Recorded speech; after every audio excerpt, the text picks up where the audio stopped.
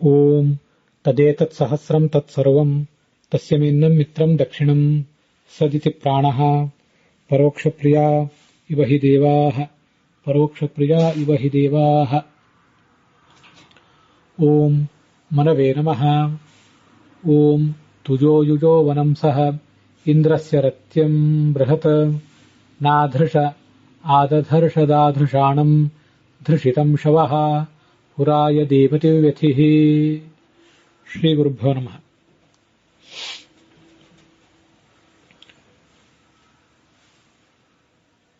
ಸರ್ವಶಾಸ್ತ್ರೇಷು ಸಾರಭೂತಸ್ಯ ಮಹಾಭಾರತಸ್ಯ ಅನುಶಾಸನ ಪರ್ವಣಿ ಮಹಾಭಾರತಸ್ಯ ಸಮಗ್ರಸ್ಯ ಸಾರಭೂತಂ ಯತ್ ಸ್ತೋತ್ರರತ್ನಂ ವಿಷ್ಣು ಸಹಸ್ರನಾಮ ಸ್ತೋತ್ರಂ ತತ್ರ 52 ನಾಮ್ನಃ 52ನೇಯ ನಾಮ್ನಃ ಶ್ರವಣಂ ಅಪಿ ಚ ಅಷ್ಟಪಂಚಾಶತ್ತಮೀ ಇಯಂ ಬೃಹತಿ 48ನೇಯ ಬೃಹತಿ ಮಂತ್ರ.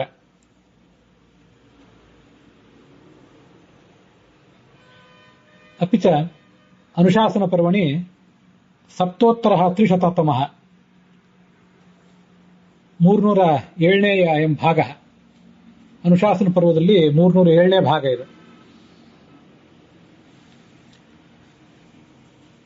ಮನು ಅನ್ನುವ ನಾಮದ ಶ್ರವಣವನ್ನು ಕಳೆದ ದಿವಸ ಮಾಡಿದ್ದೇವೆ. ಈ ಒಂದು ಬೃಹತಿ ಮಂತ್ರಕ್ಕೆ 48ನೇ ಬೃಹತಿ ಮಂತ್ರಕ್ಕೆ ರಘುನಾಥ ತೀರ್ಥರು ಮತ್ತೆ ಭಗವಂತರಾಯರು ಏನು ವ್ಯಾಖ್ಯಾನ ಮಾಡಿದ್ದಾರೆ ಅಂತ ಅನ್ನೋದನ್ನು ಕೂಡ ನಾವೀಗಾಗಲೇ ನೋಡಿ ಮುಗಿಸಿದ್ದೇವೆ.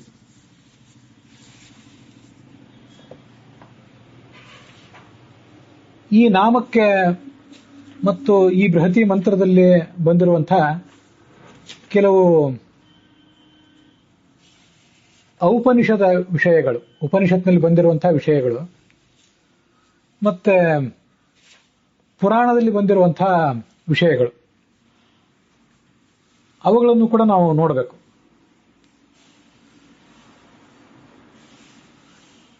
ಇವತ್ತಿನ ಈ ಭಾಗದಲ್ಲಿ ಕಳೆದ ದಿವಸ ನಾವು ಈ ಬೃಹತಿ ಮಂತ್ರದ 48ನೇ ಬೃಹತಿ ಮಂತ್ರದ ಭಾವಾರ್ಥವನ್ನ ನೋಡಿದ್ದೇವೆ. ಇದರ ಅನ್ವಯಾರ್ಥವನ್ನು ನೋಡಿದ್ದೇವೆ. ಭಾವಾರ್ಥವನ್ನ ಈ ಮುಂದೆ ನೋಡಬೇಕಾಗಿದೆ. ಎಲ್ಲರ ಅಭೀಷ್ಟಗಳನ್ನ ಈಡೇರಿಸುವಂತಹ ಗೆಳೆಯ ಈ ಭಗವಂತ. ಅವನ ಆ ಶತ್ರುಗಳಿಗೆ ಮಣಿಯದಂತಹ ಬಲವನ್ನು ನಾವು ಎಲ್ಲರೂ ಉಪಾಸಿಸಬೇಕು.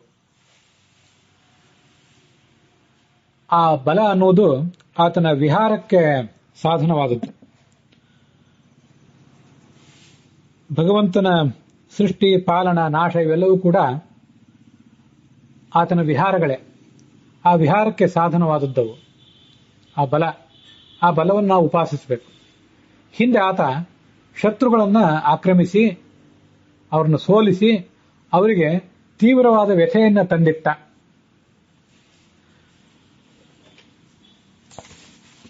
ಶತ್ರುಗಳಿಗೆ ಆತ ತನ್ನನ್ನು ಸೋಲಿಸಲಿಕ್ಕೆ ಬೇಕಾದಂತಹ ಶಕ್ತಿ, ಸುಖ, ಮನಸ್ಥೈರ್ಯ ಇವುಗಳನ್ನೇ ಕೊಡಲಿಲ್ಲ.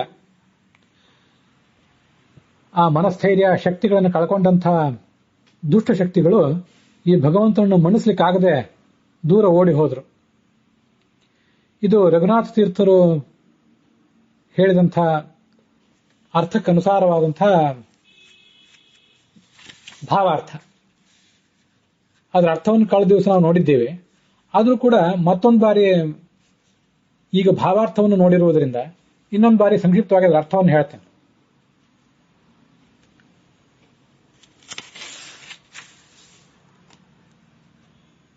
ತುಜಃ ಅಂದ್ರೆ ನಮ್ಮ ಅಪೇಕ್ಷೆಗಳನ್ನು ಈಡೇರಿಸುವಂತಹ, ಯುಜಃ ನಮ್ಮ ಗೆಳೆಯನಾದ, ಇಂದ್ರಸ್ಯ ಸರ್ವೇಶ್ವರನಾದ ಸಹ ಆ ಬಲವನ್ನ, ಇನ್ನೊಬ್ಬರಿಂದ ಸೋಲದಿರುವ ಬಲವನ್ನ ನಾವು ಉಪಾಸಿಸಬೇಕು.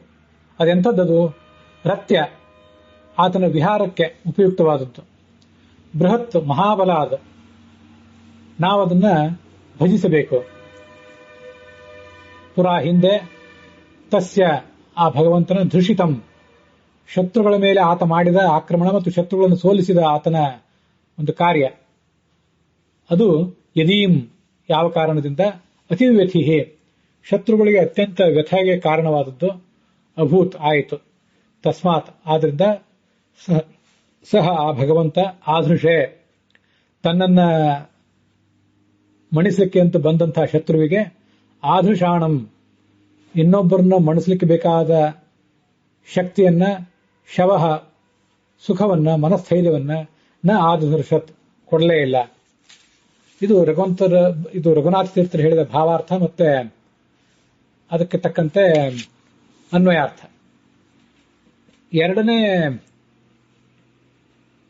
ತಾತ್ಪರ್ಯವನ್ನು ನಾವೀಗ ನೋಡಬೇಕು. ಭಾವಾರ್ಥವನ್ನು ಭಗವಂತರಾಯರು ಹೇಳಿದ್ದು. ಭಗವಂತನ ಪುತ್ರರಾದ ದೇವತೆಗಳು ತಮ್ಮ ಮಡದಿಯರೊಡಗೂಡಿ ಆತನ ರಥವನ್ನ ಹೊರತಾರೆ.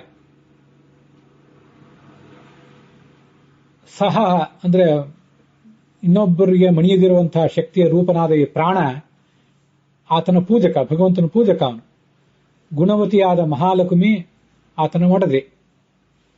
ಹಿಂದೆ ಕಡುಕೋಪಿಯಾದಂತಹ ರಾಕ್ಷಸನೊಬ್ಬ ಈ ಭಗವಂತನ ಮಹಾಬಲವನ್ನ ಹಿಮ್ಮೆಟ್ಟಿಸಲಿಕ್ಕೆ ಅಂತ ಬಂದ, ಯತ್ನಿಸಿ ಕೈ ಸೋತ. ಶತ್ರುಗಳಿಗೆ ಬಗ್ಗದಂತಹ ಬಲ ಜ್ಞಾನ ಉಳ್ಳವನು ಈ ಭಗವಂತ ಅಂತದರ ಒಟ್ಟಾರೆ ತಾತ್ಪರ್ಯ. ಇದರ ಅನ್ವಯಾರ್ಥ ಏನು? ಭಾವಾರ್ಥ ನೋಡಿದ್ವಿ. ಭಗವಂತರಾಯರು ಹೇಳಿದಂತೆ ಭಾವಾರ್ಥವನ್ನು ನೋಡಿದ್ವಿ. ಅದಕ್ಕೆ ಅನ್ವಯಾರ್ಥ ಹೇಗೆ? ಅದು ಈ ಮುಂದಿನಂತೆ ಆಗಬೇಕು.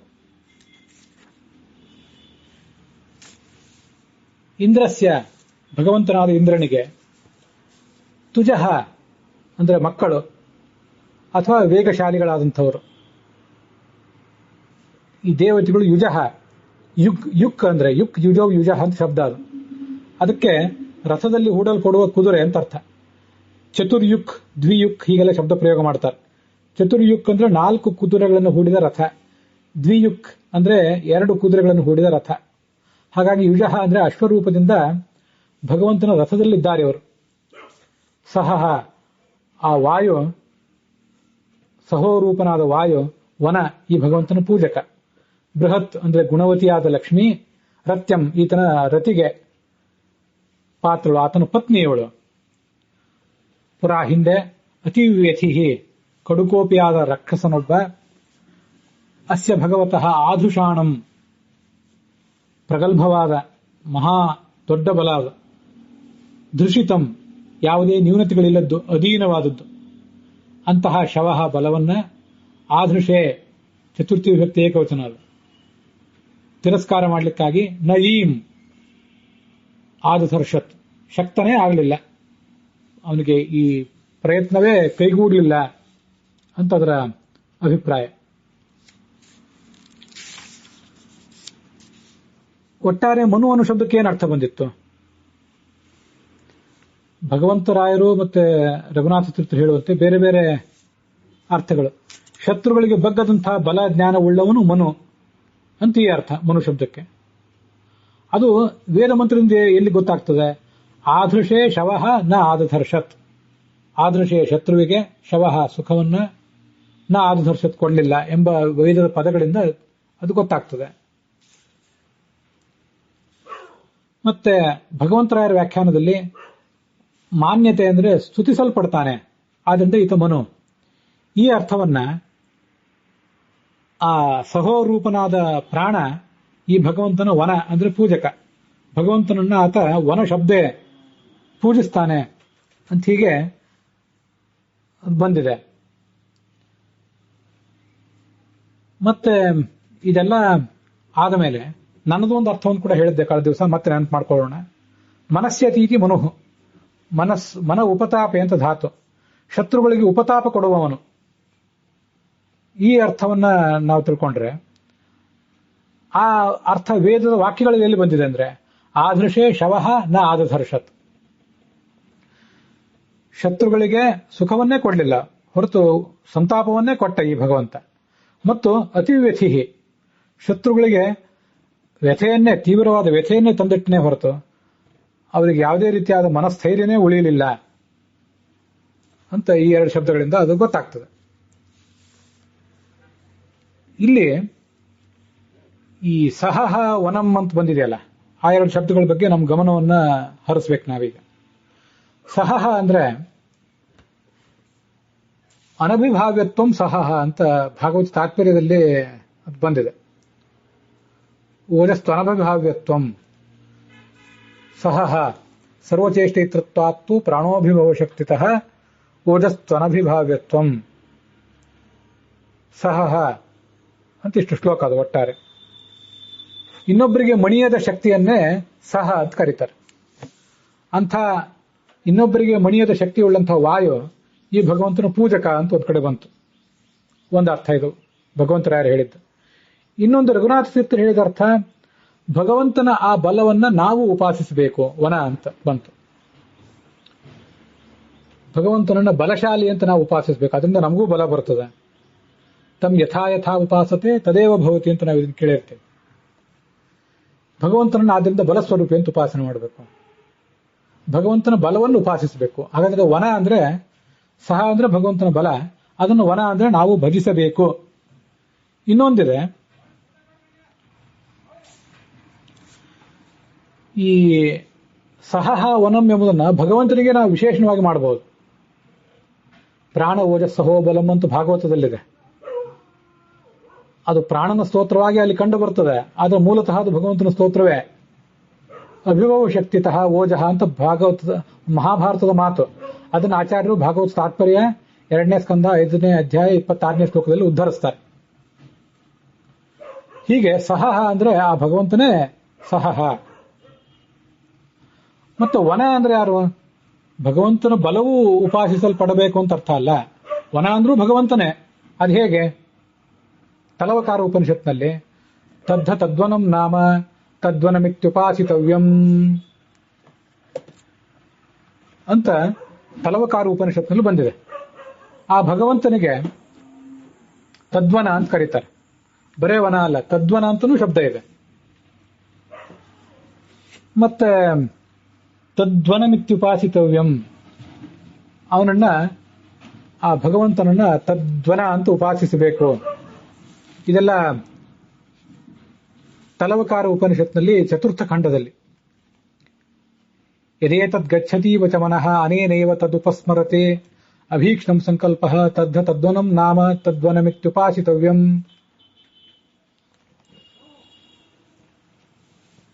ಈ ಮನಸ್ಸು ಭಗವಂತನ ಅನಿರುದ್ಧ ರೂಪಿಯಾದ ಭಗವಂತನ ಪ್ರೇರಣೆಯಿಂದ ಭಗವಂತನ ಕಡೆಗೆ ಹರಿತದೆ. ಅವನನ್ನ ಸಮಗ್ರವಾಗಿದೇನು ವಿಷಯೀಕರಿಸೋದಿಲ್ಲ, ಎಷ್ಟು ಸಾಧ್ಯವೋ ಅಷ್ಟು ವಿಷಯೀಕರಿಸ್ತದೆ. ಸಯ ಏತದೇವಂ ವೇದ ಅಭಿಹ್ಯೇನಂ ಸರ್ವಾಣಿ ಭೂತಾನಿ ಸಂವಾಂಚಂತಿ. ಆ ತಲವಕಾರ ಉಪನಿಷತ್ನಲ್ಲಿ ಬ್ರಹ್ಮಸಾರ ಅಂತ ಒಂದು ಗ್ರಂಥವನ್ನು ಆಚಾರ್ಯ ಉದ್ಧರಿಸ್ತಾರೆ. ಅದೇನು ಹೇಳ್ತದೆ? ಸಯೇ ಸವಿಷ್ಣುಸ್ತದ್ವನಂ ನಾಮ ತತತ್ವಾತ್ ವನನೀಯತಃ ಏವಮೇನಂ ತು ಯೋ ವೇದ ಭವೇತ್ ಸರ್ವೈರಪೇಕ್ಷಿತಃ. ಭಗವಂತನಿಗೆ ತದ್ವನ ಅಂತ ಹೆಸರು. ಯಾಕೆ? ತತ್ ಅಂದ್ರೆ ವ್ಯಾಪ್ತ ಅಂತ ಅರ್ಥ. ಗಾಯತ್ರಿ ಮಂತ್ರದಲ್ಲಿ ಅದು ಬಂದಿದೆ. ಬೇರೆ ಬೇರೆ ಕಡೆನೂ ತತ ಅನ್ನೋ ಶಬ್ದಕ್ಕೆ ವ್ಯಾಪ್ತ ಅಂತ ಅರ್ಥ. ವನ ಅಂದ್ರೆ ಸರ್ವೈ ಅಥವಾ ಪೂಜನೀಯ ಅಂತ ಅರ್ಥ. ಹೀಗೆ ತದ್ವನ ಅಂದ್ರೆ ಎಲ್ಲ ಕಡೆ ವ್ಯಾಪ್ತನೂ ಎಲ್ಲರಿಂದಲೂ ಪೂಜ್ಯನೂ. ಏವಮೇನಂತೂ ಯೋ ವೇದ, ಭಗವಂತನನ್ನ ವ್ಯಾಪ್ತ ಮತ್ತು ಎಲ್ಲರಿಂದಲೂ ಪೂಜ್ಯ ಅಂತ ಯಾರು ಉಪಾಸಿಸ್ತಾರಲ್ಲ, ಯಾರು ತಿಳಿತಾರಲ್ಲ, ಭವೈತ್ ಸರ್ವೈರಪೇಕ್ಷಿತ, ಈತ ಈ ವ್ಯಕ್ತಿ ಎಲ್ಲರಿಗೂ ಬೇಕಾದವನಾಗ್ತಾನೆ. ತುಂಬಾ ವಿಶಿಷ್ಟವಾದ ಸಂಗತಿ ಇದು.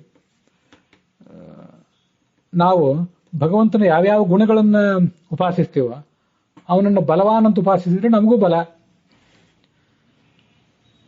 ಬೇರೆ ಬೇರೆ ಫಲಗಳು ನಮಗೆ ಬೇಕಾದ್ರೆ ಆ ಫಲದಾಯಕ, ಆ ಗುಣವುಳ್ಳವನು ಭಗವಂತ ಅಂತ ಅವನನ್ನು ಉಪಾಸಿಸ್ತಾ ಹೋಗಬೇಕು. ಭಗವಂತ ಎಲ್ರಿಗೂ ಅತ್ಯಂತ ಬೇಕಾದವನು. ಅವನನ್ನು ಹಾಗೆ ಉಪಾಸಿಸಿದರೆ ಮನುಷ್ಯನು ಕೂಡ, ಸಾಧಕನಾದವನು ಕೂಡ ತನ್ನ ಸುತ್ತಮುತ್ತಲಿನ ಎಲ್ಲರಿಗೂ ಕೂಡ ಅಚ್ಚುಮೆಚ್ಚಿನವನಾಗ್ತಾನೆ ಅಂತ ಅದರ ಅಭಿಪ್ರಾಯ. ಹೀಗೆ ಸಹ ವನಂ ಅನ್ನೋದನ್ನು ಭಗವಂತನಿಗೆ ನಾವು ವಿಶೇಷವಾಗಿ ತೋಳಬಹುದು. ಅದರ ಹಿಂದೆ ತಲವಕಾರ ಉಪನಿಷತ್ತಿನ ಒಂದು ಹಿನ್ನೆಲೆ ಇದೆ. ಮತ್ತೆ ಈ ಮಂತ್ರದಲ್ಲಿ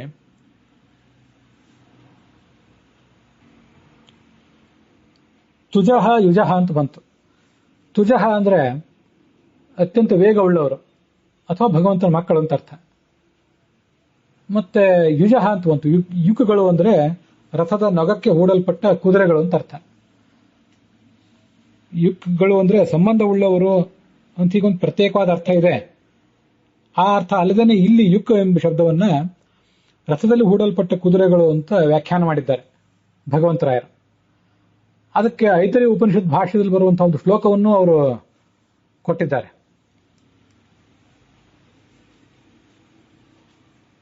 ನಾವು ಅದಕ್ಕೆ ಸಂಬಂಧಪಟ್ಟಂತಹ ಆ ಐತರೇಯ ಉಪನಿಷತ್ತಿನ ಪೂರ್ಣ ಪಾಠವನ್ನ, ಉಪನಿಷತ್ ಭಾಷ್ಯದ ಪೂರ್ಣ ಪಾಠವನ್ನ ಹೀಗೆ ನೋಡೋಣ. ಗರುಡ ಪುರಾಣದ ಶ್ಲೋಕಗಳು ನಮ್ಮ ಅನುಸಂಧಾನದಲ್ಲಿ ತುಂಬಾ ಉಪಯುಕ್ತ ಆಗುವಂತಹ ಸಂಗತಿಗಳು.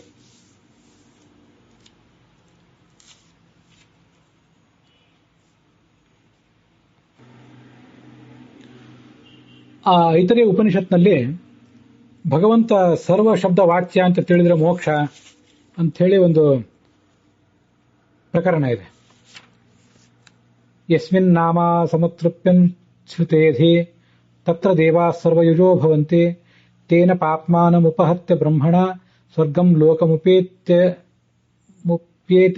ಲೋಕಮಪ್ಯೇತಿ ವಿದ್ವಾನ್ ಅಂತ. ಆ ವಿಷ್ಣುವಿನಲ್ಲೇ ಎಲ್ಲಾ ಶಬ್ದಗಳು ವಾಚಕ ಅಂತ ತಿಳಿದು ಆ ಜ್ಞಾನ ಪಕ್ವ ಆದಾಗ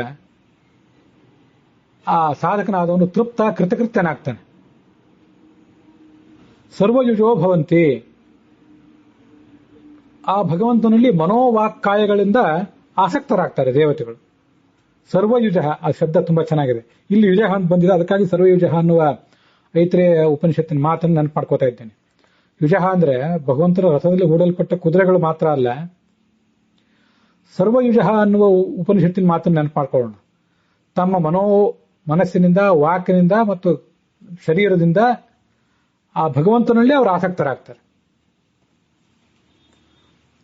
ಕೊನೆಗೆ ಭಗವಂತನನ್ನೇ ಅವರು ತಲುಪ್ತಾರೆ. ಇದು ಅಲ್ಲಿ ಬಂದಿರುವಂತಹ ಆ ಒಂದು ಮಾತು. ಮತ್ತೆ ನಾರಾಯಣಾದಿ ರೂಪೇಣ ಪಂಚದೇಶ ಹರಿಸ್ಥಿತಃ ತನ್ನಾಭವಿಷ್ಯ ಸ್ತ್ರೀರೂಪೈ ಸ್ವೈಸ್ಸಮೇತಿ ಸಕೇಶವಃ ಯತ್ಸ್ಯಂದನಂ ವಹಂತ್ಯೇತೆ ದೇವಾ ಭಾರ್ಯಾ ಸಮನ್ವಿತಾಃ ಅಧಿದೈವೇ ತಥಾಧ್ಯಾತ್ಮೇ ಜೀವದೇಹಾತ್ಮಕಂ ರಥಂ ಸಸೂರ್ಯಃ ಸೂರ್ಯಭಾರ್ಯಾ ಚ ಚಕ್ಷುರ್ದ್ವಯ ಸಮಾಶ್ರಿತವು ಅಂತ ಗರುಡ ಪುರಾಣದ ಒಂದಿಷ್ಟು ಶ್ಲೋಕಗಳನ್ನ ಅಲ್ಲಿ ಹೇಳಿದ್ದಾರೆ. ಅದು ಕೂಡ ನಮಗೆ ಅನುಸಂಧಾನಕ್ಕೆ ತುಂಬಾ ಉಪಯುಕ್ತ ಆಗುವಂತಹ ಒಂದು ಸಂಗತಿ. ಅದು ಹೇಗೆ? ಈ ಭಗವಂತ ನಾರಾಯಣ, ವಾಸುದೇವ, ಸಂಕರ್ಷಣ, ಪ್ರದ್ಯುಮ್ನ, ಅನಿರುದ್ಧ ಅಂತ 5 ರೂಪಗಳನ್ನು ತಾಳಿದ್ದಾನೆ. ಅಂಥದೇ ಅದೇ ಹೆಸರಿನ ನಾರಾಯಣಿ ಇತ್ಯಾದಿ ಸ್ತ್ರೀ ರೂಪಗಳು ಅವನಿಗಿವೆ. ಅವನು ಸ್ತ್ರೀಯೂ ಹೌದು, ಪುರುಷನೂ ಹೌದು. ದೇವತೆಗಳು ಪತ್ನಿ ಸಮೇತರಾಗಿ ಆ ಭಗವಂತನ ರಥವನ್ನು ಹೊರತಾರೆ. ಇದು ಯುಜಃ ಅಂತ ಈ ಮಂತ್ರದಲ್ಲಿ ತುಜಃ ಯುಜಃ ಅಂತ ಹೇಳಿದ್ದು. ವೇಗಶಾಲಿಗಳಾದ ಕುದುರೆಗಳಂತೆ ಅವರು ಅಂತ. ಅದು ಹೇಗೆ? ಸೂರ್ಯ ಮತ್ತು ಸೂರ್ಯ ಪತ್ನಿ ಅವರಿಬ್ಬರು ಭಗವಂತನ ರಥವನ್ನು ಹೊರತಾರೆ. ಭಗವಂತನ ರಥ ಅಂದ್ರೆ 2 ಥರ ಇದೆ. ಭಗವಂತನ ವೈಕುಂಠ ಲೋಕದಲ್ಲಿ ಭಗವಂತನ ಸಂಚಾರಕ್ಕೆ ಯೋಗ್ಯವಾದ ರಥ ಒಂದಿದೆ. ಅದರಲ್ಲಿ ಅಶ್ವರೂಪರಾಗಿ ಕುದುರೆ ರೂಪದಿಂದ ಸೂರ್ಯ ಮತ್ತು ಸೂರ್ಯನ ಪತ್ನಿ ಅವರಿಬ್ಬರು ಕುದುರೆಗಳಾಗಿರ್ತಾರೆ ಅಲ್ಲಿ. ಅದನ್ನೇ ಭಗವಂತರಾಯರು ಹೇಳಿದ್ದು. ಅದಾಯ್ತು, ವೈಕುಂಠದಲ್ಲಿ ಭಗವಂತನ ರಥೋತ್ಸವ ನಡೀತದೆ, ಅಲ್ಲಿ ದೇವತೆಗಳೆಲ್ಲ ಕುದುರೆಗಳಾಗಿರ್ತಾರೆ ಅಂತಾಯ್ತು. ಇಲ್ಲಿ ಏನ್ ನಡೀತದೆ? ಇಲ್ಲಿ ರಥೋತ್ಸವ ಯಾವುದು? ದೊಡ್ಡ ದೊಡ್ಡ ದೇವಾಲಯಗಳಲ್ಲಿ ನಡೆಯುವ ರಥೋತ್ಸವ ಅದು ಸರಿಯೇ. ಇನ್ನೊಂದಿದೆ, ಪ್ರತಿನಿತ್ಯ ನಮ್ಮ ಮನೆಯಲ್ಲೇ ರಥೋತ್ಸವ ನಡೀತಿರ್ತದೆ. ನಮ್ಮ ದೇಹವೇ ಒಂದು ರಥ ಅಂತ ಉಪನಿಷತ್ತು ವರ್ಣನೆ ಮಾಡಿದೆ. ಈ ದೇಹವೆಂಬ ರಥದಲ್ಲಿ ಸೂರ್ಯ ಮತ್ತು ಸೂರ್ಯನ ಪತ್ನಿ ಇಬ್ಬರು ಕೂಡ ಜೀವನ ದೇಹವೆಂಬ ಈ ವಿಷ್ಣುವಿನ ರಥವನ್ನ ಎರಡು ಕಣ್ಣುಗಳಲ್ಲಿ ಇದ್ದು ಆ ರಥವನ್ನು ಮುನ್ನಡೆಸ್ತಾರೆ. ಸೂರ್ಯ ಪತ್ನಿ ಇಬ್ರು ಕಣ್ಣಲ್ಲಿದ್ದಾರೆ. ಚಂದ್ರನ ಪತ್ನಿ ಮತ್ತು ಚಂದ್ರನ ಪತ್ನಿ ರೋಹಿಣಿ ಮತ್ತು ಚಂದ್ರ ಅವರಿಬ್ಬರು ಕೂಡ ಈ ದೇಹವನ್ನ ಎಡ ಬಲ ಕಿವಿಗಳಲ್ಲಿದ್ದು ಹೊರತಾರೆ. ಚಂದ್ರ ಕಿವಿಗೆ ದೇವತೆ, ನಮಗೆ ಹಿಂದೆ ನೋಡಿದ್ದೀವಿ, ವೈದಿಕ ಶ್ರವಣೋಚಿತಂ ಶ್ರೋತ್ರಂ ಚಂದ್ರ ಅಂತ ಹೇಳಿ. ಹೀಗೆ ಎಡ ಮತ್ತು ಬಲ ಕಿವಿಗಳಲ್ಲಿ ಗಂಡ ಹೆಂಡಂದಿರಾದಂತಹ ಚಂದ್ರ ರೋಹಿಣಿಯರಿದ್ದಾರೆ. ಕಣ್ಗಳಲ್ಲಿ ಸೂರ್ಯ ಮತ್ತು ರೋಹಿಣಿಯರಿದ್ದಾರೆ. ಸೂರ್ಯ ಮತ್ತು ಸಂಜ್ಞಾದೇವಿ ಇದ್ದಾಳೆ. ಸಂಜ್ಞಾದೇವಿ ಸೂರ್ಯನ ಪತ್ನಿ. ಮತ್ತೆ ವೈಕುಂಠದಲ್ಲಿ ಆತನ ರಥೋತ್ಸವ ನಡೆದಿದ್ರೆ ಅವರು ಎರಡು ಕುದುರೆಗಳಾಗಿದ್ದಾರೆ. ಕೆಲವು ದೊಡ್ಡ ದೊಡ್ಡ ರಥಗಳಾದರೆ ವೈಭವಕ್ಕಾಗಿ ಅನೇಕ ಕುದುರೆಗಳನ್ನು ಕಟ್ಟಿರ್ತಾರೆ. ವಾಗೀಂದ್ರಿಯದಲ್ಲಿರುವಂತಹ ಉಮಾದೇವಿ ಹಗ್ಗವಾಗಿದ್ದಾಳೆ. ಮತ್ತೆ ನಮ್ಮ ಮನಸ್ಸಿನಲ್ಲಿರುವಂತಹ ಮನೋನಾಮಕನಾದಂತಹ ಮಹಾಬಲ ಇಲ್ಲಿ ಆ ವಿಷ್ಣುವಿಗೆ ಸಾರಥಿಯಾಗಿದ್ದಾನೆ. ನಾಗಾಕಾರೇವ ರಶ್ಮಿತ್ವಂ ಅಗಮತ್ ವೈಷ್ಣವೇ ರಥೆ ಮನಸ್ಥಿತ ಶಿವಶ್ಚಾತ್ರ ಮನೋನಾಮ ಮಹಾಬಲಃ. ನಮ್ಮ ವಾಗೀಂದ್ರಿಯದಲ್ಲಿ ಈ ನಮ್ಮ ದೇಹ ಇದೆಯಲ್ಲ, ದೇಹವೇ ಒಂದು ಭಗವಂತನ ರಥ. ಇಲ್ಲಿರುವಂತಹ ಉಮಾದೇವಿ ಆ ಭಗವಂತನ ರಥವನ್ನ ಮುನ್ನಡೆಸ್ತಾಳೆ. ವೈಕುಂಠದಲ್ಲಿಯೂ ಕೂಡ ಆ ಭಗವಂತನ ರಥವನ್ನ ಆಕೆ ಮುನ್ನಡೆಸ್ತಾಳೆ. ಹಗ್ಗದ ರೂಪದಲ್ಲಿ ಅವರೇ ಇರ್ತಾಳೆ. ಮತ್ತೆ ಪ್ರಾಣ, ಮಹಾಪ್ರಾಣನಾದ ಭಗವಂತ, ಮಧ್ಯಮ ಪ್ರಾಣನಾದಂಥ ಮುಖ್ಯ ಪ್ರಾಣ, ಇವರಿಬ್ರು ಕೂಡ ರಥವನ್ನು ಏರ್ತಾರೆ. ಜಗತ್ತಿಗೆ ಅವರಿಬ್ರು ಕೂಡ ಪ್ರಭುಗಳಾಗಿದ್ದಾರೆ. ಇಬ್ಬರೂ ಕೂಡ ಕುದುರೆ ಮುಖವುಳ್ಳವರಾಗಿದ್ದಾರೆ. ಅದೊಂದು ವಿಶಿಷ್ಟವಾದ ಸಂಗತಿ. ಪ್ರಾಣನಿಗೂ ಕೂಡ ಒಂದು ಕುದುರೆಯ ಮುಖ ಇದೆ. ಭಗವಂತನಿಗೆ ಮಾತ್ರ ಹಯಗ್ರೀವ ಹಯಮುಖ ಅಲ್ಲ, ಪ್ರಾಣನಿಗೂ ಒಂದು ಹಯಮುಖ ಇದೆ. ತಾವೇ ವಚಾಶ್ವಿ ನಾಮಾನೋ ಹಯಾಸ್ಯೌ ಜಗದೀಶ್ವರೌ ಅಂತ ಗರುಡ ಪುರಾಣದ ಮಾತು. ಹೀಗೆ ಅವರಿಬ್ಬರನ್ನು ಹಯಮುಖರು ಅಶ್ವಮುಖರು ಅಂತ ಉಪಾಸನೆ ಮಾಡಿದ್ದರಿಂದ ತತ್ವಜ್ಞಾನ ಮತ್ತೆ ವಾಕ್ಪಾಠವ ಇವೆಲ್ಲ ಪ್ರಾಪ್ತ ಆಗ್ತದೆ. ಆತೇ ನಯಾತಂ ಮನಸೋ ಜವೀಸ ರಥಂ ಯಂವಾಂ ಚಕ್ರುರಶ್ವಿನ. ಅಶ್ವಿನವು ಅಂತ ಅಲ್ಲಿ ಅಶ್ವದ ಮುಖವುಳ್ಳಂಥ ಪ್ರಾಣ ಮತ್ತು ಭಗವಂತರೇ, ನೀವಿಬ್ರು ಬೇಗ ಬನ್ನಿ, ಈ ಒಂದು ರಥದಲ್ಲಿ ಕೂತ್ಕೊಂಡು ಬೇಗ ನನ್ನ ಹತ್ರ ಬನ್ನಿ ಅಂತ ಒಂದು ವೇದ ಮಂತ್ರವೇ ಹೇಳ್ತದೆ. ಈ ಜೀವನ ದೇಹ ಅನ್ನೋದು ಭಗವಂತನ ರಥ ಅಂತಿದೆಯಲ್ಲ, ಇದು ಐತರೇಯ ಉಪನಿಷತ್ನಲ್ಲಿ ದ್ವಿತೀಯಾರಣ್ಯಕದ 3ನೇ ಅಧ್ಯಾಯದಲ್ಲಿ ಒಂದು ಕಡೆ ಬಂದಿದೆ. ಅಥದೇವ ರಥಃ ತಸ್ಯ ವಾಗ್ಬುದ್ಧಿ ಶ್ರೋತ್ರೇ ಪಕ್ಷಸಿ ಚಕ್ಷುಷಿ ಯುಕ್ತೆ ಮನಸ್ಸಂಗೃಹೀತ ತದಯಂ ಪ್ರಾಣೋಧಿ ತಿಷ್ಠತಿ ತದುಕ್ತಂ ಋಷಿಣ ಆತೇನ ಯಾತಂ ಮನಸೋ ಜವೀಯಸ ರಥಂ ವ್ಯಂವಾಂ ರಭವಶ್ಚಕ್ರುರಶ್ವಿನ ಅಂತ ಈ ಮಂತ್ರದಿಂದ. ಈ ದೇವತೆಗಳು ಎಳೆಯುವಂಥ ವಿಷ್ಣುವಿನ ರಥ ಇದು. ಅಧ್ಯಾತ್ಮದಲ್ಲಿ ನಮ್ಮ ದೇಹವೇ ವಿಷ್ಣು ರಥ. ನಾವೀಗ ನಮ್ಮ ದೇಹವನ್ನು ಏನು ಪ್ರತ್ಯಕ್ಷ ನೋಡ್ಕೊಳ್ತಾ ಇದ್ದೇವೆ. ಇಲ್ಲಿ ವಾಗಾಭಿಮಾನಿನಿಯಾದಂಥ ಉಮಾದೇವಿಯೇ ಹಗ್ಗ. ವೈಕುಂಠದಲ್ಲಿ ಭಗವಂತನ ರಥೋತ್ಸವ ನಡೆದಾಗ ಸರ್ಪದ ರೂಪದಿಂದ ಅವಳೇ ಹಗ್ಗವಾಗಿದ್ದಾಳೆ. ಅದನ್ನೇ ನಾವು ಈಗ ಐತ್ರೇಯ ಭಾಷ್ಯದಲ್ಲಿ ಮುಂದಿನ ಒಂದು ಭಾಗದಲ್ಲಿ ನೋಡಿದ್ವಿ. ಶ್ರೋತ್ರಾಭಿಮಾನಿಯಾದ ಚಂದ್ರ, ಶ್ರೋತ್ರೇ ಪಕ್ಷಸಿ ಅಂತಿದೆ. ಶ್ರೋತ್ರ ಅಂದ್ರೆ 2 ಕಿವಿಗಳು. ಚಂದ್ರ ಮತ್ತು ಅವನ ಪತ್ನಿ ರೋಹಿಣಿಯರು ಪಾರ್ಶ್ವದ ಕುದುರೆಗಳು. ಚಕ್ಷುಷಿ ಯುಕ್ತೆ, ಚಕ್ಷುರಿಂದ್ರಿಯದ ಅಭಿಮಾನಿಯಾದ ಸೂರ್ಯ ಮತ್ತು ಅವನ ಪತ್ನಿಯರು ಅಗ್ರಭಾಗದಲ್ಲಿರುವ 2 ಕುದುರೆಗಳು. ಮನೋಭಿಮಾನಿಯಾದ ರುದ್ರನೇ ಸಾರಥಿ. ನಾವು ಉಪಾಸನೆ ಮಾಡಲಿಕ್ಕೆ ತುಂಬಾ ಸುಂದರವಾದಂತಹ ಒಂದು ಚಿತ್ರ ಇದು. ಮನೋಭಿಮಾನಿಯಾದ ರುದ್ರ ಈ ನಮ್ಮ ರಥವನ್ನ, ನಮ್ಮ ದೇಹವೆಂಬ ರಥವನ್ನ ಮುನ್ನಡೆಸಬೇಕು. ನಾವು ಗಮನಿಸಬೇಕಾದ ಸಂಗತಿ, ರುದ್ರ ಕೇವಲ ಮನೋಭಿಮಾನಿ ಅಲ್ಲ, ಅವನು ದೇಹಾಭಿಮಾನಿಯೂ ಕೂಡ ಹೌದು. ಶರೀರ ಪುರುಷ ಅಂತ ಶಿವನನ್ನು ಹೇಳ್ತಾರೆ. ಐತ್ರಿ ಉಪನಿಷತ್ನಲ್ಲೇ ಚತ್ವಾರ ಪುರುಷ ಇತಿ ಬಾಧ್ವ ಎಂಬಲ್ಲಿ ಶರೀರ ಪುರುಷ ಅಂತೂ ಶಿವ, ಮನೋಭಿಮಾನಿ ಅಂತೂ ಪ್ರಸಿದ್ಧವಾದದ್ದೇ. ನಮ್ಮ ದೇಹ, ನಮ್ಮ ಮನಸ್ಸು ಇವೆರಡರ ಕಡಿವಾಣವೂ ಕೂಡ ಆ ಶಿವ ಮತ್ತು ಪಾರ್ವತಿಯರ ಕೈಯಲ್ಲೇ ಇದೆ. ಹೀಗೆ ಈ ದೇಹ ಅನ್ನೋದು ಆ ಭಗವಂತನ ರಥ ಅಂತ ಒಂದ್ ಕಡೆ ಬಂದಿದೆ. ಇನ್ನೊಂದು ಕಡೆ ಸಯೇಶೋಶ್ವರಥಃ ಪ್ರಷ್ಟಿವಾಹನೋ ಮನೋವಾಕ್ ಪ್ರಾಣ ಸಂಹತಃ ಸಯ ಏವಮೇತಾಂ ಸಂಹಿತಾಂ ವೇದ ಸಂಧೀಯತೆ ಪ್ರಜಯಾ ಪಶುಭಿರ್ಯಶಸ ಬ್ರಹ್ಮವರ್ಚಸೇನ ಸ್ವರ್ಗೇಣ ಲೋಕೇನ ಸರ್ವಮಾಯುರೇತಿ ಇತಿ ನು ಮಾಂಡೂಕೇಯಾನಾಂ. ಈ ದೇಹವೆಂಬ ರಥ ಇಂದ್ರಿಯಗಳೆಂಬ ಕುದುರೆಗಳುಳ್ಳದ್ದು. ಈ ಭಗವಂತನಿಗೆ ಅದೊಂದು ವಾಹನ. ಭಗವಂತ ಈ ರಥವನ್ನು ಏರಿ ಬರ್ತಾನೆ ಅಂತ ಯಾರು ಉಪಾಸನೆ ಮಾಡ್ತಾನೋ ಅವನು ಜ್ಞಾನ, ಆ ಜ್ಞಾನದಿಂದ ಬರುವ ಕೀರ್ತಿ, ಮತ್ತೆ ಮುಂದೆ ವೈಕುಂಠದಲ್ಲಿ ಬ್ರಹ್ಮ ತೇಜಸ್ಸು, ಸ್ವರೂಪ ಸುಖ ಇದೆಲ್ಲವನ್ನೂ ಪಡಿತಾನೆ ಅಂತ ಹೀಗೆ ಆ ಉಪನಿಷತ್ತಿನ ವರ್ಣನ ಇದೆ.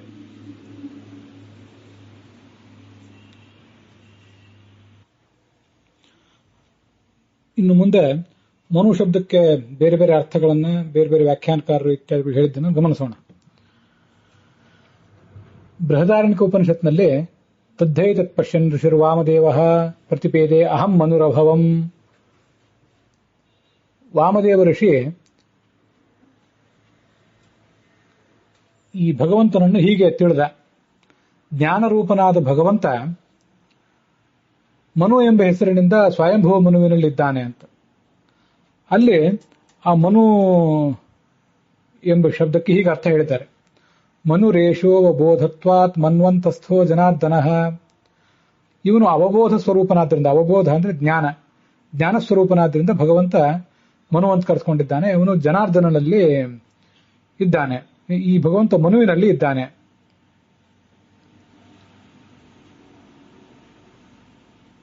ಸ್ವಯಂಭುವ ಮನುಶ್ಚೈವ ವಿಷ್ಣಾವೇಶಯುತಾ ತಾಪಸೋ ಮನುರೇವಚ.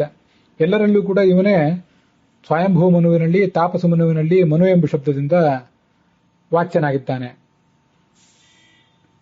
ನಾನ್ಯೋತೋಸ್ತಿ ಬಂತ. ಏನು ತಿಳಿಯುವುದಿದ್ರೆ ಇವನೇ ತಿಳ್ಕೋಬೇಕು.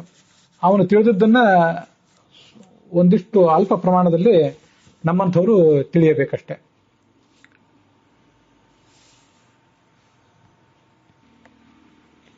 ಮನು ಅನ್ನೋ ಶಬ್ದಕ್ಕೆ ಹೀಗೂ ಒಂದು ಅರ್ಥವನ್ನು ಹೇಳ್ತಾರೆ. ಮ ಅಂದ್ರೆ ಒಂದು ಕೋಶದ ಪ್ರಕಾರ ಶಿವ ಮತ್ತು ಯಾವನೇ ಒಬ್ಬ ಸಾಧಕ. ಮಹಾಶಂಭೌಚ ಜನೇ ಪುಮಾನ್, ಅವರನ್ನ ನುದತಿ ಪ್ರೇರಿಸುವವನು. ಈ ಕಾರಣದಿಂದ ಮನು ಸಕಲ ಜನರನ್ನು ಪ್ರೇರಿಸುವವನು. ಮ ಅಂದ್ರೆ ಒಬ್ಬ ಸಾಧಕ, ಅವನಿಂದ ನೂಯತೆ ಸ್ತುತಿಸಲ್ಪಡುವವನು. ಆ ಕಾರಣದಿಂದಲೂ ಆತ ಮನು.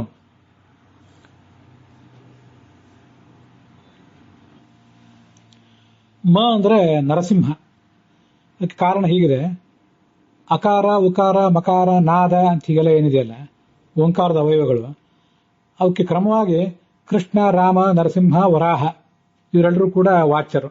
ಮಕಾರಕ್ಕೆ ನರಸಿಂಹ ವಾಚ್ಯ. ಇದು ಯತಿ ಪ್ರಣವಕಲ್ಪದಲ್ಲಿಯೂ ಬಂದಿದೆ, ಮತ್ತೆ ಐತರೇಯ ಉಪನಿಷತ್ ಭಾಷ್ಯದಲ್ಲಿ ಕೂಡ ಬಂದಿದೆ. ನೃಸಿಂಹೋ ರುದ್ರನಾಮಕಃ ರೌದ್ರತ್ವಾತ್ಸ ಶಿವಸ್ಯಾಪಿ ಮಕಾರಾರ್ಥ ಪ್ರಕೀರ್ತಿತಃ.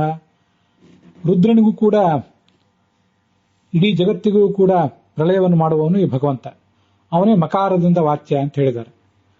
ಆದ್ರಿಂದ ಲಯಕಾರಿಯಾದವನೇ ಮ. ಮತ್ತೆ ನು ಅಂದ್ರೆ ಪ್ರೇರಿಸುವವನು, ಜಗತ್ತಿನ ಲಯವನ್ನು ಮಾಡುವವನು ಮತ್ತು ಪ್ರೇರಿಸುವವನಾದ್ರಿಂದ ಇವನಿಗೆ ಮನು ಅಂತ ಹೇಳ್ತಾರೆ. ಮತ್ತೂ ಒಂದರ್ಥ ಜಗತ್ತನ್ನ ಹುಟ್ಟಿಸುವಂಥವನು. ಉತ್ಪಾದಕತ್ವಾತ್ ಮಹ. ಮಾಂಗ ಮಾನೆ ಅನ್ನೋ ಧಾತುವಿಗೆ ನಿರ್ಮಾಣ ಅಂತನೂ ಅರ್ಥ ಇದೆ. ಮಾನಂ ಜ್ಞಾನಂ ಲಯಶ್ಚೈವ ಅಂತ ಹೀಗೆಲ್ಲ ಅರ್ಥಗಳನ್ನು ಹಿಂದೆ ನೋಡಿದ್ದೇವೆ. ಅದರಿಂದ ಮಾ ಅಂದ್ರೆ ಉತ್ಪಾದನೆ ಅಂತ ಅರ್ಥ. ಜಗತ್ತನ್ನು ಹುಟ್ಟಿಸುವವನು ಮತ್ತೆ ಅದನ್ನ ಪ್ರೇರಿಸುವವನು, ಹುಟ್ಟಿಸಿ ಜಗತ್ತನ್ನ ಅದರ ಕಾರ್ಯದಲ್ಲಿ ತೊಡಗಿಸುವವನು ಅಂತ ಅದರ ಅರ್ಥ.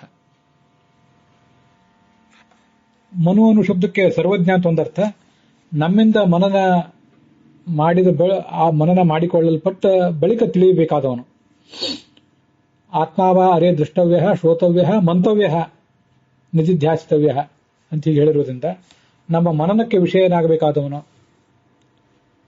ಮತಿರಿ ಯಾವದ ಅಯುಕ್ತತ, ಯಾವುದೇ ವಿಷಯವನ್ನು ನಾವು ಶ್ರವಣ ಮಾಡಿದ ಬಳಿಕ ಅದರಲ್ಲಿ ಇನ್ನೂ ಏನಾದರೂ ಅಯುಕ್ತವಾದ ಅಂಶ ಬಾಕಿ ಉಳಿದಿದೆ, ನಾವಿನ್ನೂ ಅರ್ಥ ಮಾಡಿಕೊಳ್ಬೇಕಾಗಿದೆ ಅಂತ ನಮಗೆ ಅನಿಸುವ ತನಕವೂ, ಸಂಶಯ ಅಲ್ಲಿ ಉಳಿದಿರುವ ತನಕವೂ ನಾವು ಅದನ್ನ ಮನನ ಮಾಡಲೇಬೇಕು ಅಂತ ಶಾಸ್ತ್ರ ವರ್ಣನೆ ಮಾಡಿದೆ. ಆದ್ರಿಂದ ಆತ ಮನು ಅಂತ ಕರೆಸ್ಕೊಂಡಿದ್ದಾನೆ ಅಂತ ಅದರ ತಾತ್ಪರ್ಯ. ಮನು ಅವಬೋಧನೆ ಇತಿ ಧಾತೋ ಸರ್ವಜ್ಞ ಅಂತ ಅರ್ಥವನ್ನ ಲಕ್ಷಾಲಂಕಾರ ಹೇಳಿದೆ. ಮುಂದೆ ಶಾಂಕರ ಭಾಷ್ಯ ಇತ್ಯಾದಿ ಕಡೆಗಳಲ್ಲಿ ನಾನ್ಯೋತೋಸ್ತಿ ಮಂತ, ಇದು ಬೃಹದಾರಣ್ಯಕ ಉಪನಿಷತ್ತಿನ ಒಂದು ಮಂತ್ರ. ಜ್ಞಾನ ಸ್ವರೂಪನಾದವನು, ಮನನ ಮಾಡಿಸುವವನು ನಮಗೆ ಇತ್ಯಾದಿ ಅರ್ಥಗಳನ್ನು ಹೇಳಿದ್ದಾರೆ. ಸೃಷ್ಟಿ ಪಾಲನ ಮೊದಲಾದ ಅರ್ಥಗಳನ್ನ ತನ್ನ ಸಂಕಲ್ಪ ಮಾತ್ರದಿಂದ ಮಾಡುವತಕ್ಕಂಥವನು ಅನ್ನೋ ಅರ್ಥವನ್ನ ಪರಾಶರ ಭಟ್ಟರು ಮಾಡಿದ್ದಾರೆ.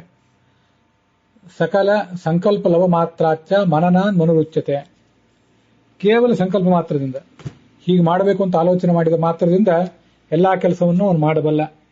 ಆದ್ರಿಂದ ಅವನನ್ನ ಮನು ಅಂತ ಹೀಗೆ ವರ್ಣನೆ ಮಾಡಿದ್ದಾರೆ.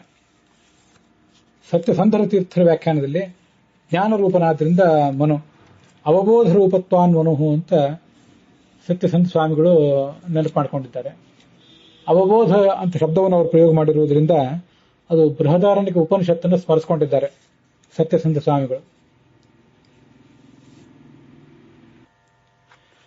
ಇವಿಷ್ಟು ಆ ಮನು ಎಂಬ ಶಬ್ದದ ಅರ್ಥಗಳು. ಸ್ವಯಂ ಸರ್ವಜ್ಞ ಅಂತ ಅರ್ಥ ಆ ಮನು ಶಬ್ದಕ್ಕೆ, ಮತ್ತೆ ನಮ್ಮ ಮನನಕ್ಕೆ ವಿಷಯನಾದಂಥ ಪರತತ್ವ ಅಂತ ಅರ್ಥ, ಮತ್ತೆ ನಮ್ಮ ಸಾಧನೆಯಲ್ಲಿ ಯಾವ ವಿಘ್ನಗಳು ಬರ್ತವೆ, ದುಷ್ಟಶಕ್ತಿಗಳು, ಅವುಗಳೆಲ್ಲವನ್ನೂ ಕೂಡ ಉಪತಾಪಕ್ಕೀಡು ಮಾಡುವವನು ಅಂತ ಅರ್ಥ, ಅದನ್ನು ಕೂಡ ನೋಡಿದ್ದೇವೆ. ಸ್ತೂಯತೆ, ಶ್ರವಣ ಮನನ ಧ್ಯಾನ ಹೀಗೆಲ್ಲ ಇದೆ. ನಮ್ಮ ಶ್ರವಣಕ್ಕೆ ಅವನ ವಿಷಯ, ನಮ್ಮ ಕೀರ್ತನಕ್ಕೆ ಅವನ ವಿಷಯ, ನಮ್ಮ ಮನನಕ್ಕೆ ಅವನ ವಿಷಯ. ಶ್ರವಣಕ್ಕೆ ವಿಷಯ ಅನ್ನೋದನ್ನ ಈ ಮನು ಶಬ್ದ ಹೇಳೋದಿಲ್ಲ. ಆದರೆ ಮನನಕ್ಕೆ ವಿಷಯ ಮತ್ತೆ ನಮ್ಮ ಕೀರ್ತನೆಗೆ ಸ್ತವನಕ್ಕೆ ಆತ ವಿಷಯ ಅನ್ನೋದನ್ನ ವರ್ಣನೆ ಮಾಡ್ತದೆ. ಸಾಧನೆಯ ಮಾರ್ಗದಲ್ಲಿ ನಮಗೆ ಬರುವಂತಹ ವಿಘ್ನಗಳನ್ನ ಆತ ಪರಿಹರಿಸ್ತಾನೆ ಅನ್ನುವಂಥ ಅಭಿಪ್ರಾಯ ಅಲ್ಲಿ ಕಂಡು ಬಂದಿದೆ.